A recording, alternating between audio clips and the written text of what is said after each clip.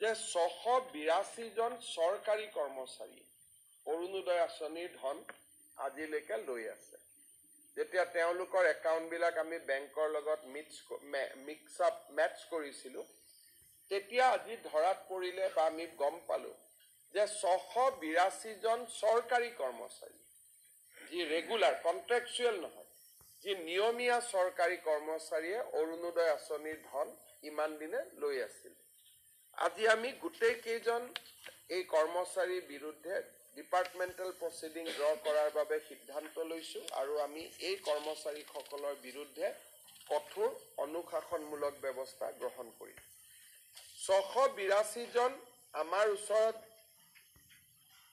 Throw portal আমাৰ ধৰাত পৰিছে, কিন্তু হয়তো এই নম্বৰটো আৰু বহুত বেছি হ'ব পাৰে।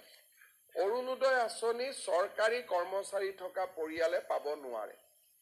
সেইকাৰণে কোনোবা যদি কৰ্মচাৰী এতিয়াও এনেকৈ টকা পইচা লৈ আছে, মই তেওঁলোকক যাতে ডিপাৰ্টমেণ্টেল প্ৰচিডিঙৰ আওতাত আহিব নালাগে, ভলেণ্টিয়াৰী তেওঁলোকক নিজৰ নাম অৰুণোদয় আঁচনিৰ পৰা আঁতৰাই দিবৰ বাবে মই অনুৰোধ কৰিম। আৰু এই 682 জন কৰ্মচাৰীৰ বিৰুদ্ধে আমি কঠোৰ অনুশাসনমূলক ব্যৱস্থা আমি গ্ৰহণ কৰিম। আমি চৌকছ কৰিবৰ কাৰণে ডিপাৰ্টমেণ্টক অৰ্ডাৰ দিছোঁ।